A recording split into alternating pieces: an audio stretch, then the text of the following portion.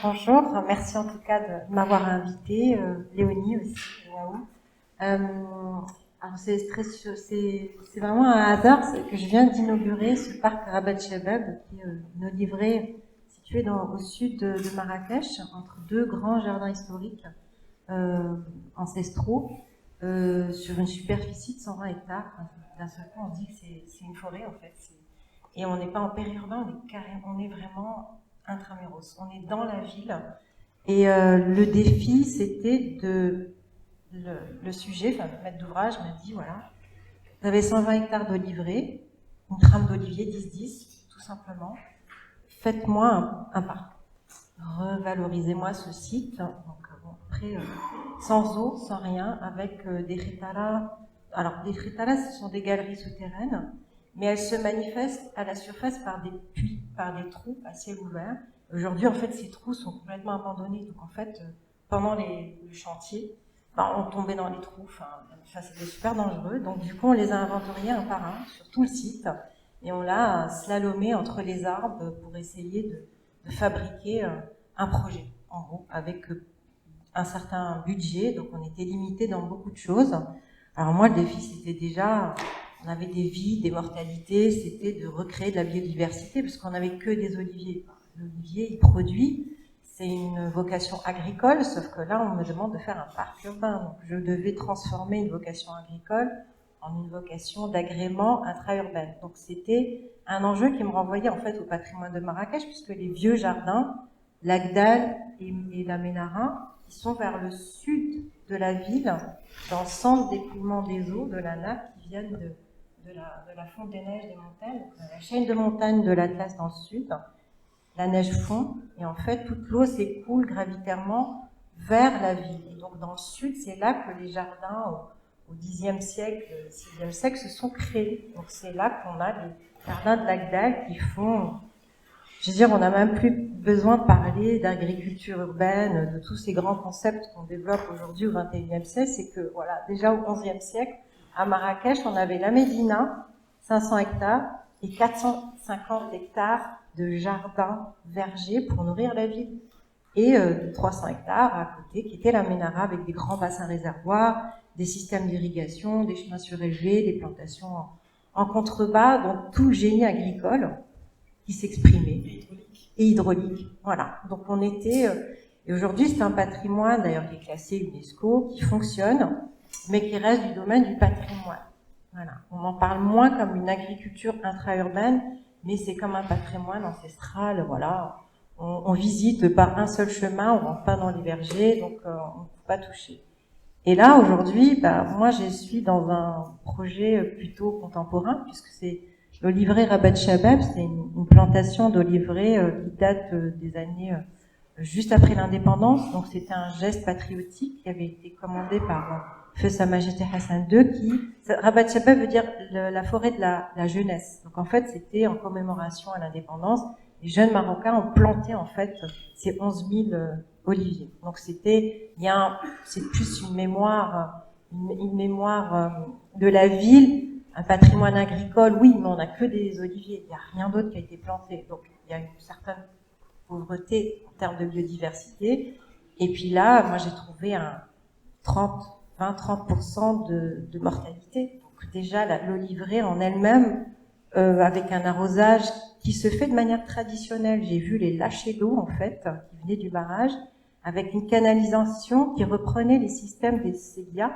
C'est les petites vidéos que vous avez vues, que j'ai pris pendant que je faisais mon chantier, en fait. Je vous ai envoyé. Et cette irrigation se fait vraiment par immersion. C'est le meilleur moyen d'arroser des fruitiers, c'est de les faire boire vraiment à leur soif. Donc, disons, on lâche de l'eau une fois par mois. Et en fait, les 120 hectares sont arrosés chaque mois comme ça pendant toute l'année. Donc, on avait 12 lâchers, donc 6 pour chaque partie. C'est important de dire ça parce qu'aujourd'hui, voilà, ce projet a duré quelques années. Ça a été compliqué, ça a été un défi parce que on était plus dans de l'enrichissement écologique, j'allais dire, pour essayer de trouver comment permettre à ces 120 hectares d'espace plantés, vergers, de continuer à garder cette vocation agricole tout en ayant une vocation horticole, j'allais dire. Donc on a une introduction d'une biodiversité assez intéressante. Donc ça, c'était intéressant pour moi de trouver des espèces forestières, des espèces endémiques, des espèces horticoles qui puissent résister à ce climat, cette sécheresse qui arrive. Donc nous, la sécheresse n'est pas nouvelle, hein, je veux dire, on travaille avec, donc dans tous nos projets, ça fait partie des enjeux. Mais évidemment, le maître d'ouvrage, lui, il veut des chemins, des aires des jeux, des équipements. Moi, c'était pas mon propos, c'était vraiment de donner accès à la population de Marrakech. Donc effectivement, il y a un réseau de chemins, enfin, c'est la strate urbaine. Aujourd'hui, voilà, je suis super contente. Les arbres qu'on a plantés, toute cette biodiversité, on a replanté d'autres fruitiers, des acacias, des arganiers, des caroubiers, plein de choses. Tout petits, aujourd'hui, ils ont grandi, ils font 2-3 mètres de plus, ils commencent à donner de l'ombre, il y a des choses qui sont en train de pousser au pied. Donc je me dis, tiens, il y a un petit pari qui a marché pendant le Covid. Il n'y a pas eu forcément vraiment d'entretien. Il y a eu, entre la réception définitive des travaux, la passation pour l'entretien, ça a été un test, c'est devenu en friche, un bazar total, mais les arbres tenaient. Je me dis, mon pari est gagné. Tant que mes arbres tiennent, tout le reste après, la strate basse, on peut planter autre chose, c'est pas un problème. Donc aujourd'hui, voilà, c'est comme vraiment au hasard, mardi dernier, je l'ai inauguré, enfin voilà, en grande pompe. Et donc, alors je l'ai inauguré et je vois le ministère de l'Agriculture qui arrive et qui me dit fièrement, regardez Madame Benani, voilà notre projet pour la forêt. On va tout réhabiliter, tout ce réseau d'arrosage là par immersion, c'est terminé. On va mettre 240 km de goutte à goutte, ça va économiser 40%. On va diminuer la pression sur la nappe. Ben oui, il n'y a plus d'eau dans le barrage, on n'a plus d'eau qui arrive, donc il faut trouver les moyens d'économiser. Donc c'est ce qui a été un peu le maître mot de cette inauguration. Donc voilà. Qu'est-ce qu'on fait de cet héritage hydrographique, hydraulique, culturel, ancestral, agricole, enfin, et ce défi d'avoir une agriculture dans la ville qui soit ouverte au public. Donc, voilà, c'est un questionnement que je me suis posé d'un seul coup, qui m'est revenu en plein visage, et qui est la réalité du pays aujourd'hui. C'est qu'on on doit faire face à ce changement climatique, et surtout à cet appauvrissement de nos ressources en eau. C'est le grand sujet, le grand défi de tous nos projets aujourd'hui.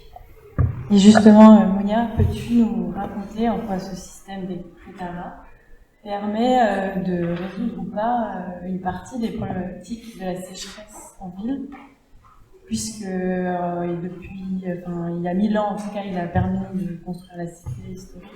Est-ce que tu penses qu'il a sa place aujourd'hui dans les parcs contemporains ou dans uniquement la restauration, pour une question plus muséale ou pédagogique? Comment tu envisages cet héritage dans ta pratique de paysagiste et de conceptrice? C'est vrai que j'aurais rêvé restaurer les rtalas qui sont déjà dans le parc. Mais bon, c'est déjà bien, on les a inventoriés, on a inventorié les puits.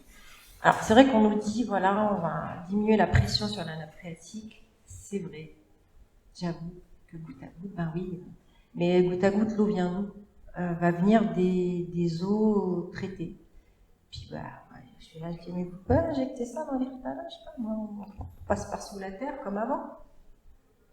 Ah oui, pourquoi pas, mais en fait, il faut juste y penser, c'est tout. C'est-à-dire qu'on pourrait réactiver ce réseau. Marrakech est dessinée comme ça. Elle est un peu en biais, elle est orientée dans le sens d'écoulement, et puis tout est souterrain, les murailles sont dessinées dans le sens de pente, les jardins, les chemins, le dédale dans la médina, donc tout suit ce réseau en dessous.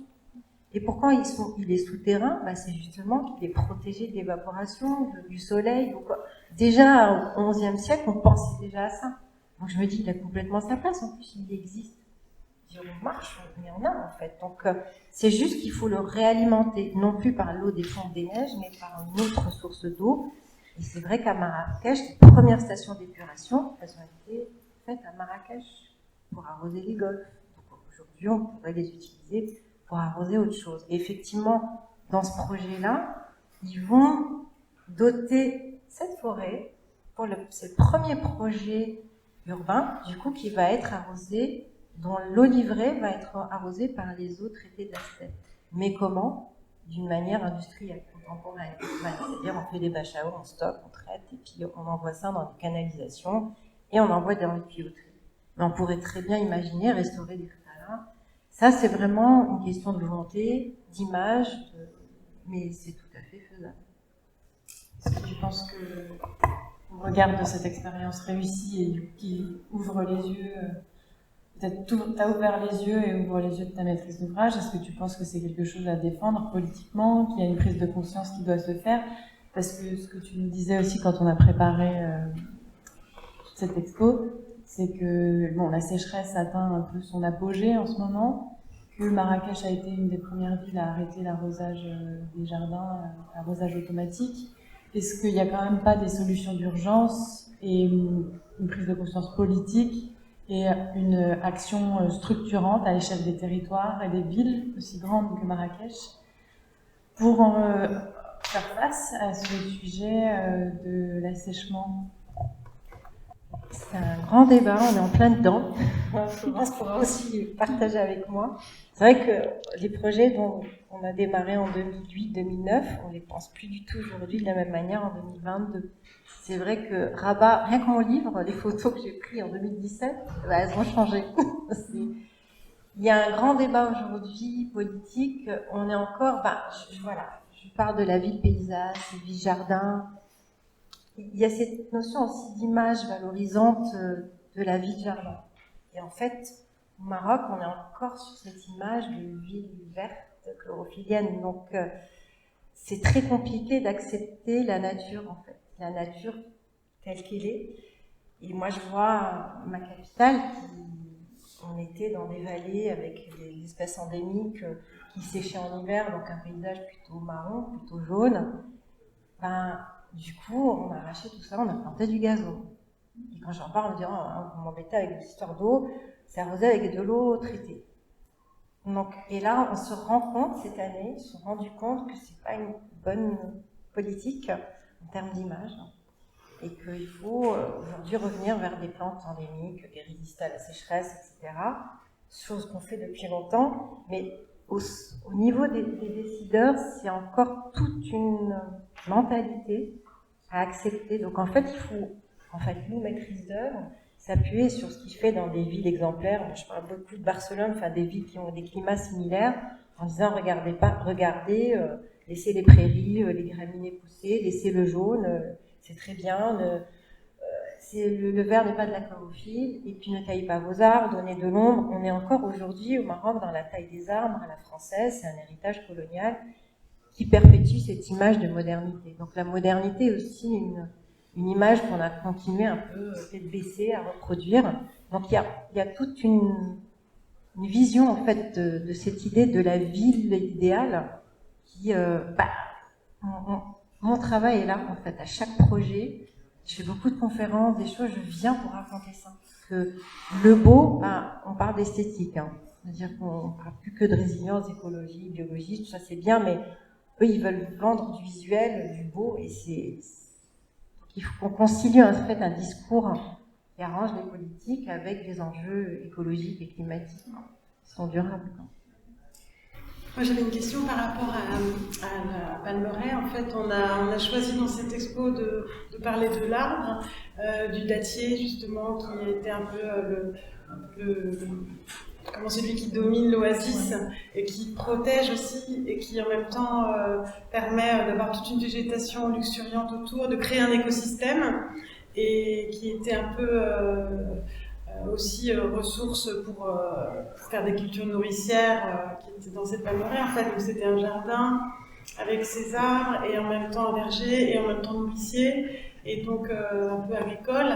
Et là, ça l'est plus en fait. Et du coup, par rapport aux pratiques agricoles qui sont aux alentours ou à d'autres endroits, dans des espaces qui pourraient être un petit peu les mêmes, est-ce qu'il y a des choses qui se développent dans ce domaine-là, qui sont intéressantes au Maroc pour la gestion de ces terres agricoles et ces écosystèmes oasis? Est-ce que c'est un petit peu travaillé aussi des leçons aussi à donner sur ces choses-là? C'est vrai que Marrakech, bon, c'est vraiment la ville oasienne par excellence. On a vraiment la Palmeraie qui ceinture, enfin, ce sont les vergers nourriciers en fait qui alimentent la ville. Donc, on a les jardins clos qui sont les Agdal et la Ménara, et ensuite on a les jardins nourriciers extramuros qui sont à l'extérieur du tissu urbain. Ils continuent à produire, on continue à avoir des parcelles maraîchères qui sont irriguées par des systèmes traditionnels en fait. On a encore les Sidia, on n'a plus les Rtala, mais il y a du pompage de la nappe phréatique. Du coup, c'est ce qui remplace. Mais on a encore ce système de complémentarité des strates hautes, des strates moyennes et des strates maraîchères qui est perpétué aujourd'hui par les agriculteurs. Donc ça, c'est quelque chose heureusement qui est encore là et un savoir-faire qui est ancré. Et aujourd'hui, on parle beaucoup de permaculture, d'agriculture raisonnée, mais ça fait partie des traditions. Et aujourd'hui, comme ça devient un peu médiatique, on redonne la place à ces agriculteurs et on leur redonne la place en ville, en fait, dans les milieux urbains. Et ça, c'est vraiment bien parce qu'on apprend plein de choses et réapprennent par leurs parents, en fait, les bonnes pratiques agroécologiques qui ne sont pas à apprendre, hein, puisqu'ils les avaient déjà. Donc, de choisir effectivement de l'acier, ensuite on va choisir les agrumes, les grenadiers, les autres, le mûrier, qui sont des arbres un peu plus grands en fait, et ensuite on vient dans les petites strates basses, et ça fonctionne encore aujourd'hui. C'est vrai que voilà, il y a une des photos que tu as montrées avec la chaîne de l'Atlas et ces strates. On continue. Maintenant, c'est vraiment la ressource en eau, puisque l'eau ne vient plus en fond des neiges, enfin si, puisqu'elle vient de la nappe phréatique. Mais après, dans d'autres villes, c'est des vrais enjeux de continuer à faire vivre cette agriculture périurbaine en milieu urbain, puisque c'est pas une priorité, ça devient un peu secondaire. Voilà. Donc il y a un enjeu. On est dedans, on est dans cette réflexion de comment intégrer cette agriculture en ville en fait. C'est des débats qui sont en cours aujourd'hui. On est en plein. Cette image de l'agriculture n'est pas forcément, elle fait pas partie de la ville. En fait. C'est l'extérieur. C'est vrai que l'Agdal, il est un petit peu, ce grand jardin, il est un peu à la croisée entre le réseau hydrographique, le jardin nourricier et le jardin patrimoine. Ouais. Non, là, Marrakech, pour le coup, enfin, en tout cas, Rabat Shabab, ce projet sur lequel j'ai travaillé, on est dans ce double patrimoine. C'est le premier vraiment que je vois complètement agro, horticole, et là, l'enjeu, c'est de voir comment il va évoluer. C'est-à-dire que on a d'un seul coup parce que on sait pas, c'est qu'un olivier, voilà, il y a la période de récolte qui va se faire bientôt. Et en fait, quand ils récoltent, c'est un appel d'offres où ils vont consulter en fait des entreprises les mieux disantes pour récolter les oliviers, qui n'ont rien à voir avec des entreprises d'entretien. Donc ils viennent avec leur matériel et puis ils s'en foutent de ce qui existe, hein, donc les plantations qu'on a sous les arbres. Donc il y a une récolte qui se fait et ils sortent. Et à côté, on a des gens qui vont se balader dans le parc. Donc c'est quelque chose de nouveau. La commune n'a jamais vécu ça encore. Et ils savent même pas comment on gère, comment faire pour que cela fonctionne. Donc c'est vraiment complètement expérimental. Mais du coup, ça me fait penser qu'on a travaillé ensemble sur aussi un ancien verger à Rabat. Ouais. Et c'est vrai on s'est retrouvés donc à faire un projet de quartier sur un ancien verger de mandariniers et d'avocatiers. Et c'est vrai qu'on est venu et on a proposé de conserver une partie de ces parcelles en l'état, notamment dans l'enceinte du parc, puisqu'on avait un grand parc central qui faisait 20 hectares à peu près, qui était assez grand. Et on a aussi proposé de garder des grands coupe-vents, des grands arbres coupe-vents qui protégeaient les parcelles. Et c'est vrai que c'était nouveau pour eux. Ils s'attendaient pas à ce qu'on leur propose de garder cette trame et de s'intégrer dans cette trame paysagère existante. Et aussi de profiter des arbres fruitiers existants pour déjà faire exister un parc constitué. Ouais, c'est vrai que du coup là c'est une deuxième fois où tu. Ouais. Et là pour le coup c'est vrai que ça c'est le projet à Rabat de Dar es Salaam qui est aujourd'hui sublime. C'est-à-dire à chaque fois que j'en parle ou qu'on en parle, les gens me disent ah oui vous avez réussi à faire ça. Ça les surprend effectivement qu'on ait utilisé cette trame agricole pour fabriquer du tissu urbain. Oui, et puis pour protéger Et, aussi, ouais. protéger l'habitat Exactement. contre les vents, enfin, voilà, et aussi oui, contre la sécheresse. Enfin, Là, c'est vrai que là, l'enjeu, il est double. C'est ça surtout qu'on n'a pas séparé en fait la fonction agricole de la fonction d'agrément. Tout est combiné. On n'a pas une parcelle clôturée où on va venir j'ai récolté les oliviers ou arroser par immersion ou avoir de la gestion agricole. C'est qu'on va faire de la gestion agricole avec la gestion d'un parc forestier. Et là, moi, je me questionne. Donc, c'est vraiment. Par contre, la commune réalise pas du tout cet enjeu, ce double enjeu d'usage de cet oliveraie, en fait, qui devient un parc et pas une oliverie.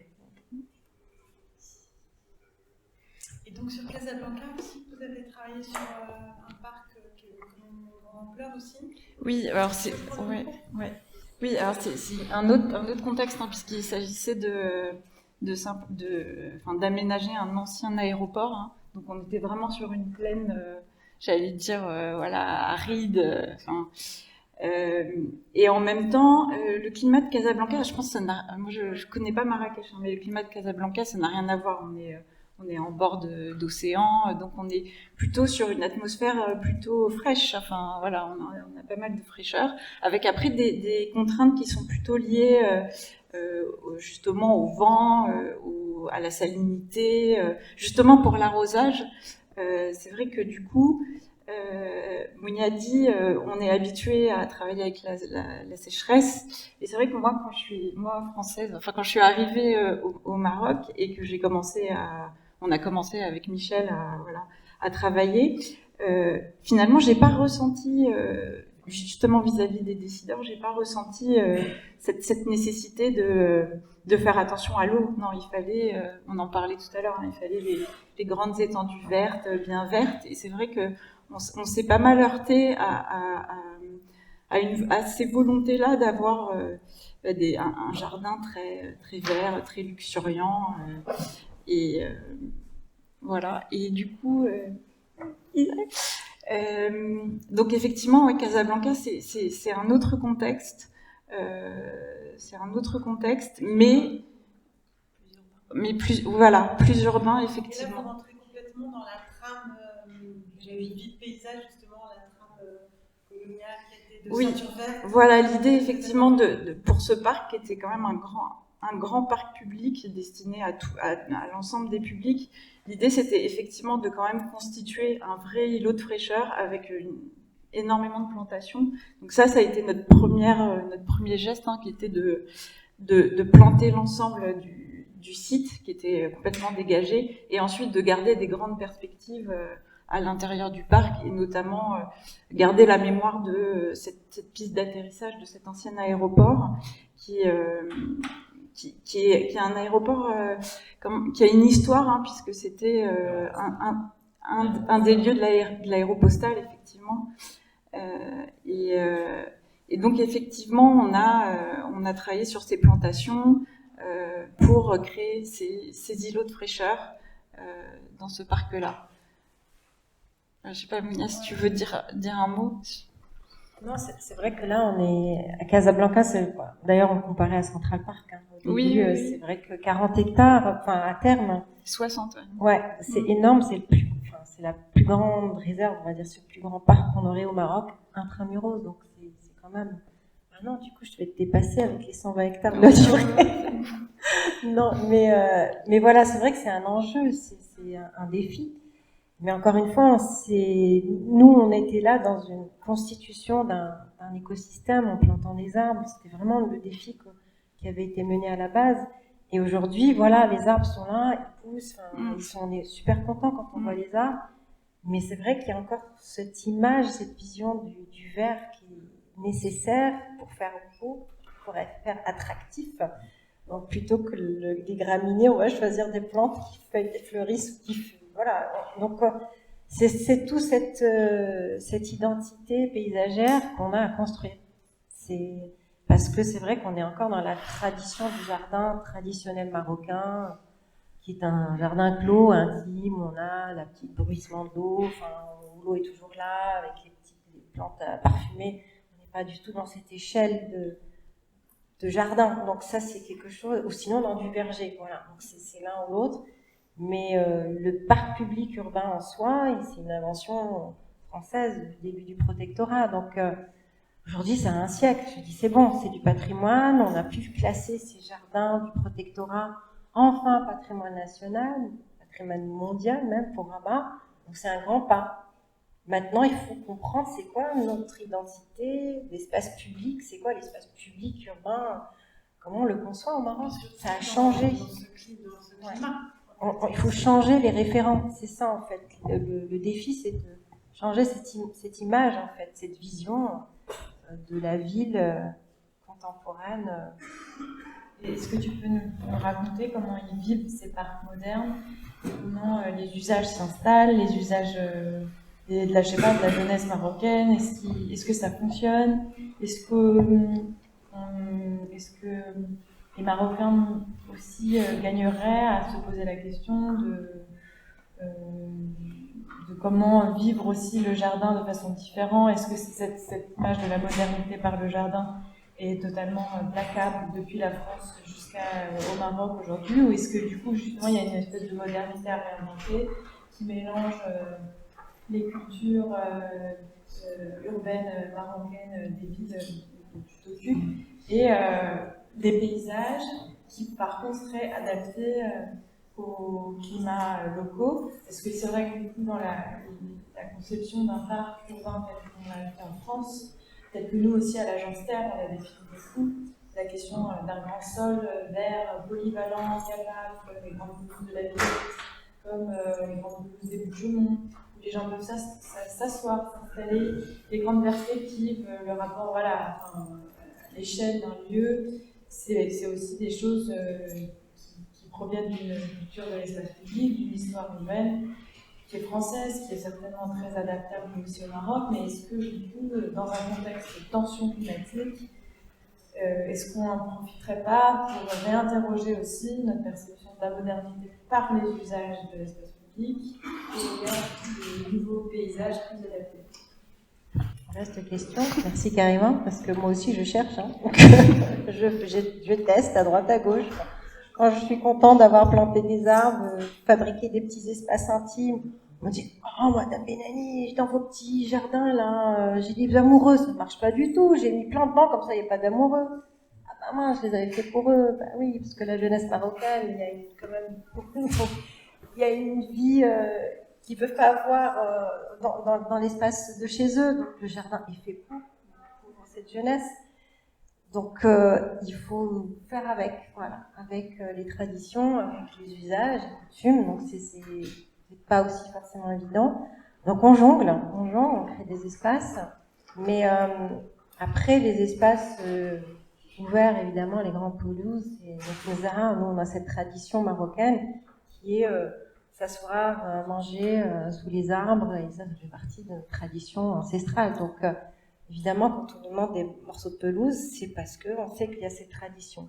Sauf qu'aujourd'hui, quand on plante du gazon à Rabat, on dit interdit d'usage, pelouse interdite. Donc je me dis, entre tradition et modernité, ah ben génial, si vous mettez du gazon, au moins laissez les gens venir s'allonger comme on a toujours eu l'habitude, et pas l'interdire. Donc il y a des télescopages comme ça d'enjeux qui sont en train de chemin, mais c'est vrai que ces grands débats de comment on dessine un parc public aujourd'hui, moi, je parle pas d'espace public, mais vraiment de parc, de jardin, comment on dessine.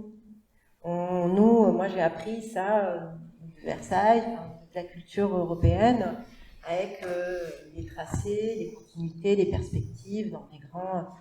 Je continue à travailler là-dessus, mais en essayant d'injecter de l'intimité d'usage spatial qui rappelle en fait les jardins un peu plus intimes pour qu'on puisse s'approprier les lieux de façon intuitive. Voilà, c'est un peu mon enjeu. L'eau, je ne peux pas en avoir toujours parce qu'il n'y a pas forcément d'eau, donc je passe par planter des arbres, c'est ce qui donne de l'intimité, qui crée des micro-espaces, des micro-jardins dans des grands espaces, sans oublier mes perspectives politique globale, etc.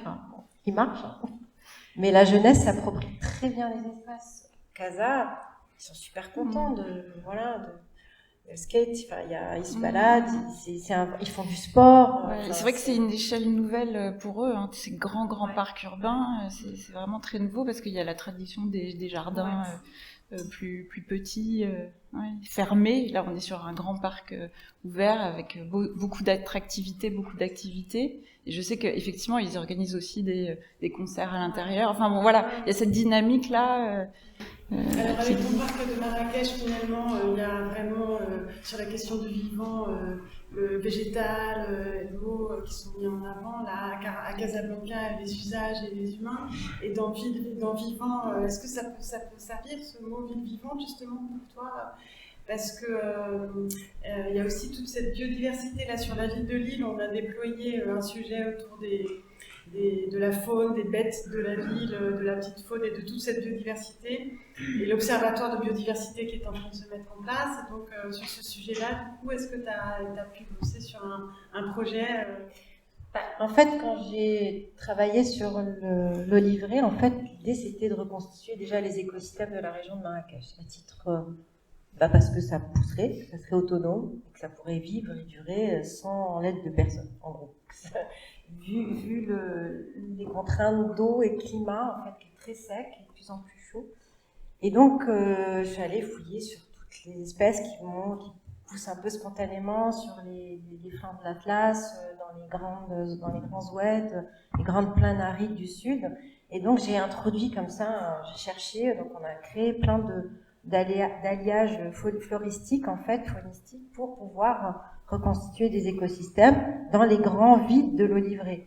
Ça, à la rigueur, je veux dire, c'était mon travail de paysagisme, mais personne ne s'est préoccupé de ce volet-là, sauf qu'aujourd'hui, c'est grâce à ça qu'on a des arbres et qu'on enrichit de cette biodiversité, qu'on permet à cette forêt de survivre, en fait, en recréant des microclimats qui n'existaient pas juste avec l'olivier tout seul, espacé tous les 10 mètres, donc il ne se passait rien entre. Donc ça, c'était vraiment réintroduire une autre biodiversité pour la rendre plus, je ne pas ce mot résiliente, mais qui puisse un peu vivre à long terme seule sans nous humains.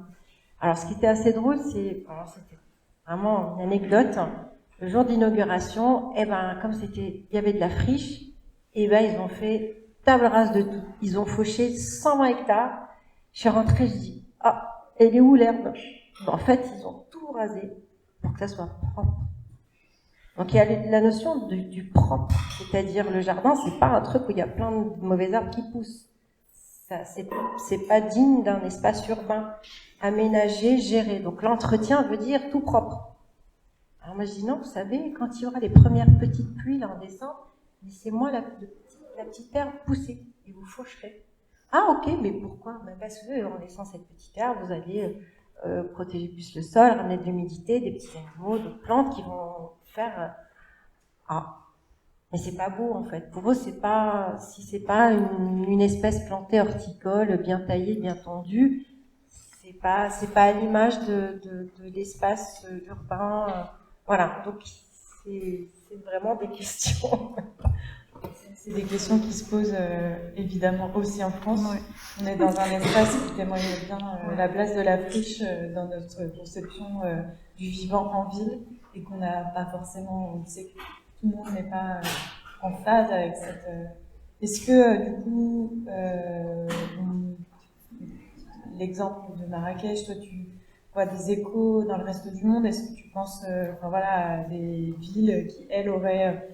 peut-être des villes méditerranéennes ou pas, ou des villes sèches qui auraient résolu, qui auraient eu des expérimentations intéressantes à retenir, qui pourraient servir aux villes marocaines. Et est-ce que, par exemple, toi, Florence, sur tes projets plus français, les expériences marocaines t'ont servi et t'ont ouvert les yeux sur certains enjeux, etc. C'était pour vous deux.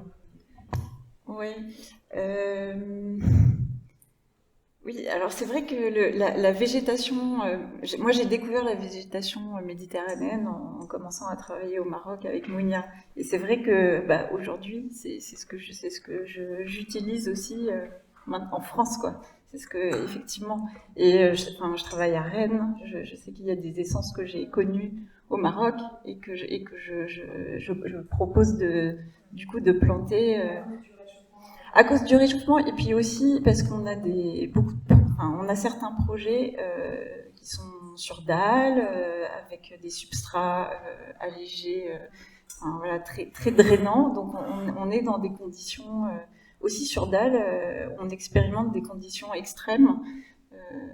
Et effectivement, tu parlais des herbes qu'il faut mettre au pied des arbres. Effectivement, on travaille avec un paillage au pied des arbres, une végétation. Effectivement, ce que tu dis est vrai, c'est que la végétation qui est au pied de ces arbres, c'est aussi un atout c'est déterminant pour la croissance de cet arbre. Du coup, ça me faisait penser aussi au substrat, parce qu'il y a aussi la question du substrat, qui est très, comme on parle des arbres, c'est aussi très important. Et je me souviens que à Casablanca ou même à Dar es Salaam, on avait lutté pour avoir une fosse de plantation qui fasse plus que 1 mètre cube. Enfin, c'était assez compliqué. Florence, tu peux expliquer ce que c'est qu'un substrat, une fosse de Oui, plantation? alors, donc un substrat, c'est au moment de la plantation de l'arbre, c'est la terre végétale ou autre, effectivement, le matériau qu'on installe dans la fosse de plantation, autour de l'arbre. Hein, donc, effectivement, on creuse un trou. En général, on est autour de 10 mètres cubes, 15 mètres cubes. Hein. On remplit ce trou de ce substrat, de cette terre végétale, et on plante l'arbre. Et c'est effectivement créer les conditions les meilleures pour la reprise de cet arbre qui a été transplanté, hein, qui vient souvent d'une pépinière, la reprise et le développement de cet arbre. Et c'est vrai qu'on s'aperçoit que effectivement l'eau est importante pour la croissance de l'arbre, mais aussi et surtout la qualité du substrat qui sera mis en œuvre. Et du coup, je voulais demander à Mounia, voilà, quelles sont ses expériences au Maroc effectivement sur les différents substrats, la qualité du substrat, la taille des fosses de plantation mises en œuvre. Oui, bah, Florence, c'est vrai, parce que là, j'ai un autre projet ailleurs, mais plus sur le littoral. Voilà, nos 6 mètres cubes, on creuse 50 cm et c'est tout. Voilà, le maître d'ouvrage, il ne se préoccupe pas, en fait, de ce qu'il y a sous le sol. Et ça, on se bat encore là-dessus. On se bat vraiment encore pour privilégier des bonnes fosses de plantation, un bon mélange, vraiment avec... ça, c'est très compliqué. C'est parce que c'est un coût. C'est sûr que la terre végétale amendée est coûteuse et le fait de creuser 5 mètres cubes ou 3 mètres cubes, c'est plus cher qu'un mètre cube. Donc, c'est des coûts, c'est pas grave. Si c'est sous l'arbre, ça se voit pas. Pas besoin de... Voilà, c'est des coûts dont on se passerait bien. Donc, on se bat quand même encore aujourd'hui à défendre une fosse d'arbre digne de ce nom avec sa qualité de substrat. Mais on y arrive petit à petit. Et vous avez des expériences de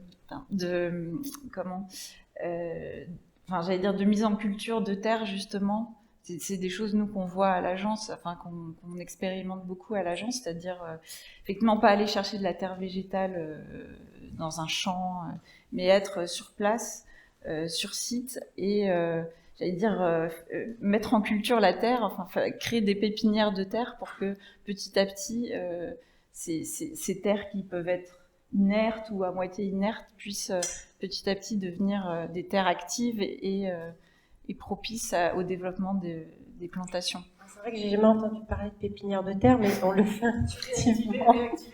Mais en fait, oui, on reprend tous les décapages de surface, voilà, les fameux 10-20 cm des réseaux pour faire les voiries, on les stocke. Alors évidemment, on leur dit les hauteurs de stockage, on demande les tests, les analyses de sol pour voir un peu le taux de matière organique, et puis les amendements, les analyses après. Alors ça, c'est des choses qui sont lourdes, mais on le fait. Vraiment, c'est ce qu'on fait pour éviter d'aller chercher la terre loin. Ça se fait de plus en plus, heureusement d'ailleurs. C'est 2 questions de compréhension. moi je découvre un peu le sujet. Je suis pas sûr d'avoir bien compris comment dire, la stratégie hydraulique que tu as décrite. C'est-à-dire, on passe d'un système où l'alimentation se fait par ruissellement depuis les montagnes.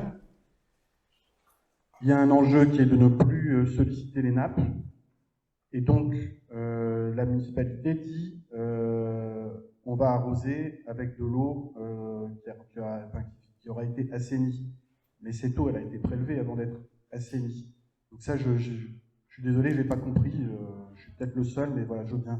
Et la deuxième question, sur le contexte programmatique de cette commande, donc un parc de 120 hectares, waouh. Qu'est-ce qui accompagne cette création? Est-ce que c'est juste un programme de création de parc, ou est-ce que c'est la création d'un parc dans le cadre d'un projet d'urbanisation et donc d'artificialisation des sols massif? Merci, Monia. Oui. Bon, pour la première question, il n'y a pas eu d'études du tout là-dessus. Alors, en maîtrise d'œuvre, j'ai été moi et moi-même. Hein. Donc, c'est un peu dur de tout faire, hein, d'être écologue, biologiste, un bureau d'études spécialisé en plein de choses.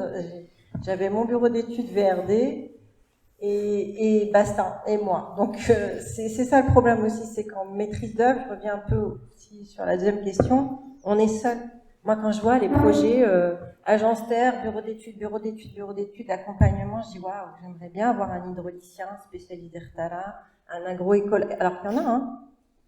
Moi, j'ai demandé à un moment dans un projet d'avoir une enseignante en agroécologie qui fait de la permaculture, mais c'est de l'agroécologie simple, qui m'a appris en fait ces complémentarités de végétaux et de comprendre la moindre petite herbe folle qui pousse au sol et son avantage et pourquoi elle est là et de quoi elle se nourrit. Et en fait, mais ça, c'est pas le maître d'ouvrage qui me l'a demandé.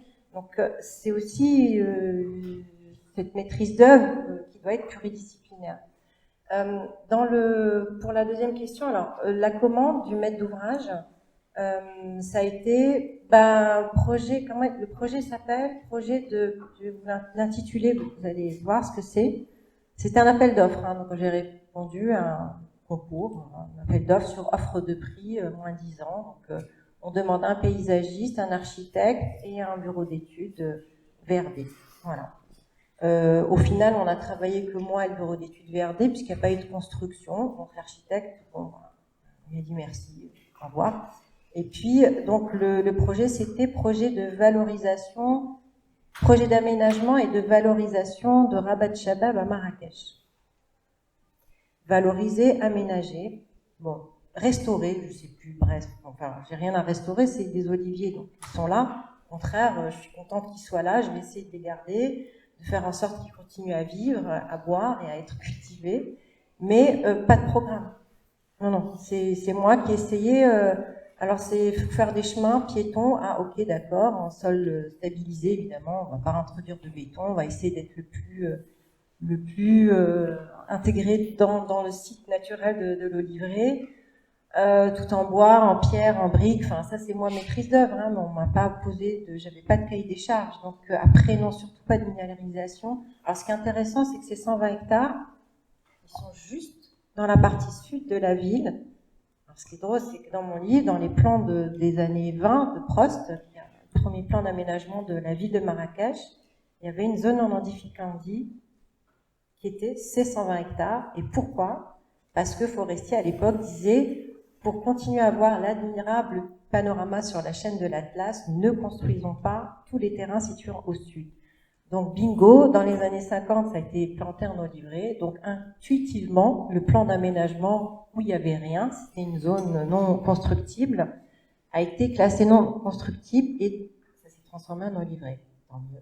Donc, aujourd'hui, c'est vraiment un parc qui ne sera jamais construit. On n'est vraiment pas du tout dans cette urbanisation, changement de nature du sol. Au contraire. Donc, ça, c'est vraiment une réserve vraiment extraordinaire.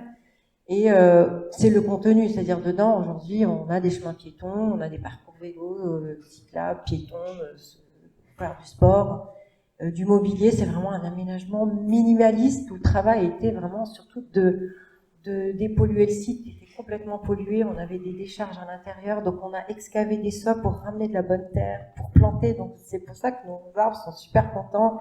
j'ai réintroduit de l'acacia gumifera, des plantes forestières marocaines. Donc j'étais entre l'agroécologie, enfin voilà, intuitif. Hein. Donc j'ai mélangé l'arganier, le caroubier, avec du jacaranda, du chinus. Donc j'étais dans des espaces mélangés. Certaines poussent vite, d'autres moins vite. Certaines vont avoir un grand enracinement, vont protéger. Donc en fait, on l'a fait juste par observation, par connaissance des espèces qui pourront tenir et se marier ensemble. Donc c'est vraiment, on revient au système oasien sans être dans la production. Puisque là, l'objectif n'est pas de produire, mais plutôt de donner de la masse végétale et de donner de l'écosystème et de la biodiversité. Alors pour l'Irtala, l'arrosage se fait par 3 puits qui existaient, qui permettaient d'arroser. On les a restaurés et on a installé un réseau de goutte à goutte, pour être très simple, qui arrose les plantes qu'on a nouvellement plantées, donc tous ces arbres, etc. Et que le projet aujourd'hui du ministère de l'Agriculture est de dire, aujourd'hui on a des eaux épurées, qui viennent des eaux de l'urbanisation en fait, qui sont traitées dans une steppe, qui vont être, dont une partie va être dédiée à l'arrosage et des 11 000 oliviers et des nouvelles plantations qu'on a faites. C'est une première, c'est-à-dire d'utiliser des eaux recyclées pour un arrosage urbain et agricole urbain. Sinon, aujourd'hui, c'est vrai qu'on l'utilisait pour les golfs et pour un usage agricole périurbain. Donc ça, c'est une nouveauté.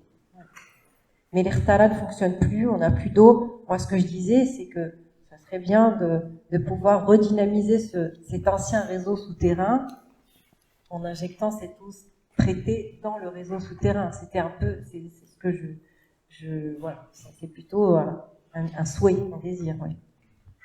Oui, c'est dans ce souhait qu'on a voulu montrer dans ce petit film, effectivement, que finalement dans ce projet, c'est entre guillemets la découverte des Kétala, qui était quand même un système extrêmement intéressant et qui est pas repris là, mais qui questionne. En fait.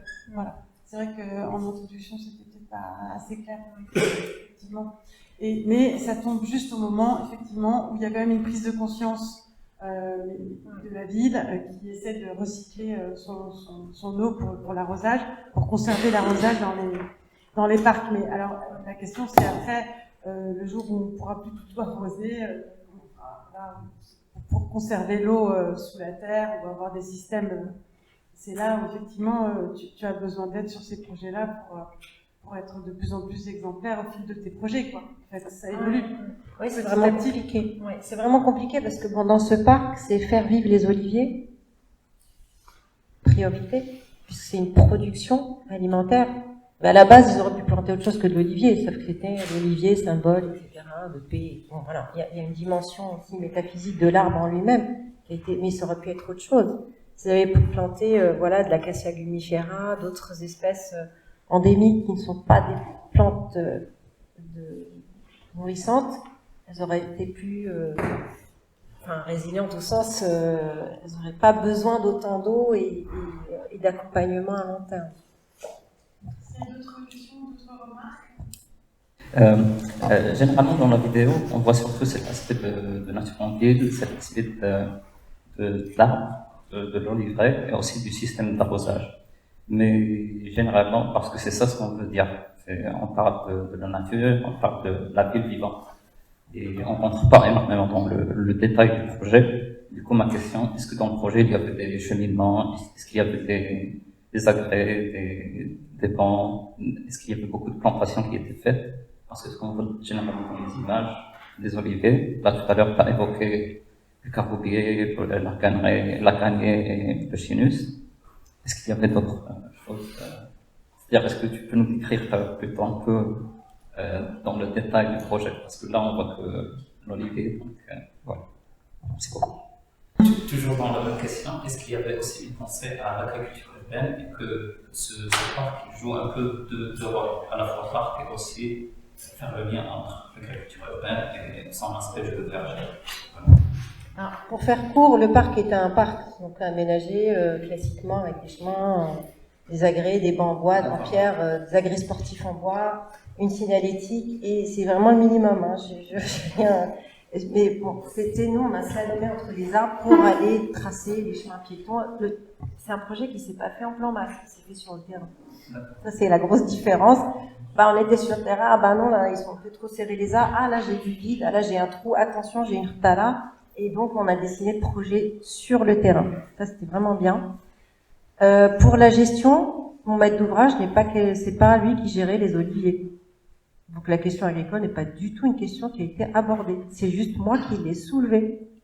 Parce que j'ai vu la commune, pendant que je faisais les travaux, qui arrosait ou qui récoltait les oliviers. Je dis, attendez, vous allez continuer à récolter les oliviers, comment vous allez faire pour gérer le parc et l'entretien, la sécurité du piéton, etc.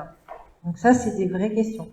Maintenant, on attend de voir. Tout l'objet de cette exposition, pour conclure, c'est ces questions. C'est-à-dire qu'on s'est dit, effectivement, ville vivante, toutes les villes de notre planète vont être obligées de le devenir à un moment donné, pour un sujet ou pour un autre, pour une question de vulnérabilité de la ville, pour une question de changement climatique, pour une question d'esthétique pour certaines ou d'autres, mais souvent pour des questions un peu vitales.